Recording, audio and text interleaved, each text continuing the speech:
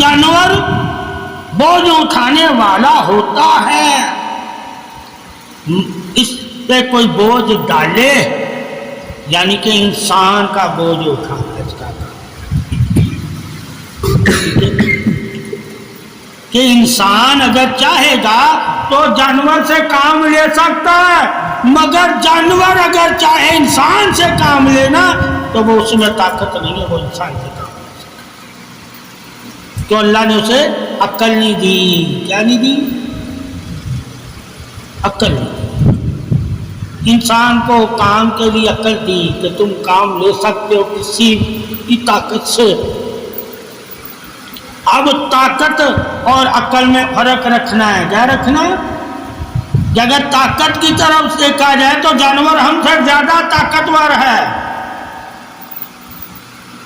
ٹھیک ہے، مگر ہمیں اللہ نے عقل اور علم دیا جس کی وجہ سے ہم ان سے اشرف ہیں کہ ہم اسے اتباع تابع کر لیتے ہیں اور اسے بوجھ اٹھانے کے لیے تیار کرتے ہیں۔ اسی وجہ سے حدیث میں کہ تمہارا نفس ایک جانور کی مانند ہے، ٹھیک ہے، اسے سکھاؤ بوجھ اٹھانا۔ جب اسے سکھاؤ گے جس طرح جانور کو سکھانا پڑتا ہے، اگر جانور نے سیکھا ہی نہ ہو سکھائے گا کون؟ کہا انسان۔ جانور خود سے سیکھتا نہیں ہے، جانور خود سے نہیں سیکھتا، اسے سکھانا پڑتا ہے۔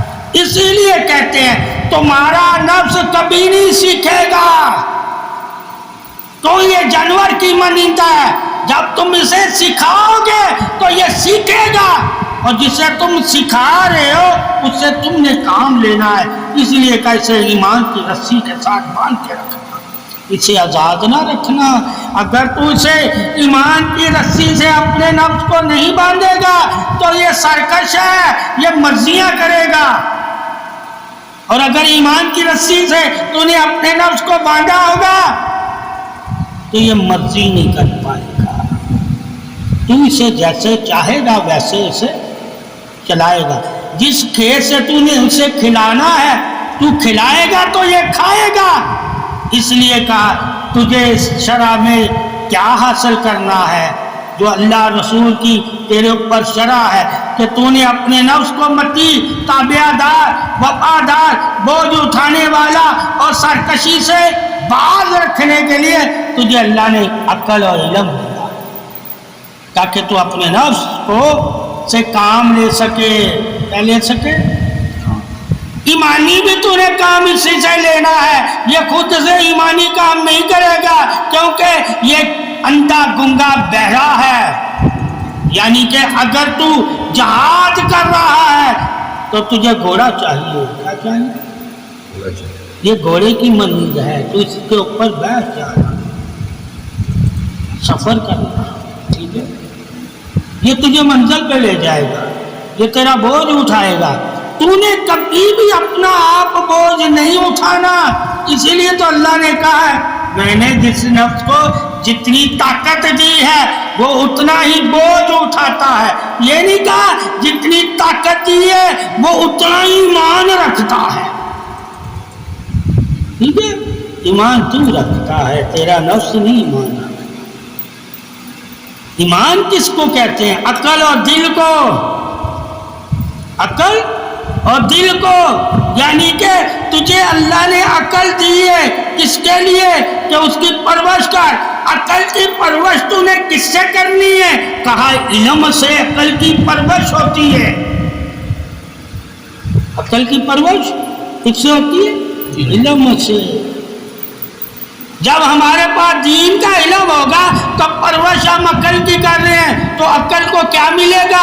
اس پرورش سے نور ملے گا، عقل تیری روشن ہو جائے گی، اور جو روشن عقل ہوتی ہے اسے عقل سلیم کہا جاتا ہے، اسے عقل سلیم، یعنی کہ عقل وزیر ہے، بادشاہ دل ہے، اور دل میں نور عقل سے نہیں پیدا ہوتا، محبت سے پیدا ہوتا ہے،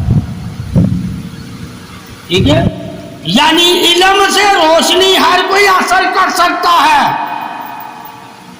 علم سے روشنی ہر کوئی کر سکتا، یعنی کہ ہر کوئی علم سے کام لے سکتا ہے، مگر محبت یعنی اللہ رسول کی محبت کی میں کام کرنا ہر کسی کا کام نہیں ہے، وہ وہی کام کرے گا جس کے دل میں محبت ہے۔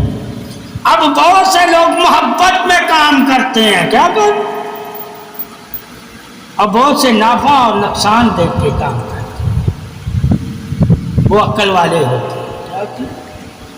عقل والے، وہ دلیلوں کی وجہ سے کام کرتے ہیں، جو انہیں دلیل اچھی لگتی ہے اسے مان کر اس پہ کام کرنا شروع کرتے ہیں، اور جن کے دلوں کا حساب ہوتا ہے وہ دلیل کو نہیں دیکھتے، وہ ذات کو مان کے کام کرتے ہیں، ذات ایک صفت کو مانتا ہے، وہ وزیر ہے تمہارا عقل، علم اللہ کی صفت ہے،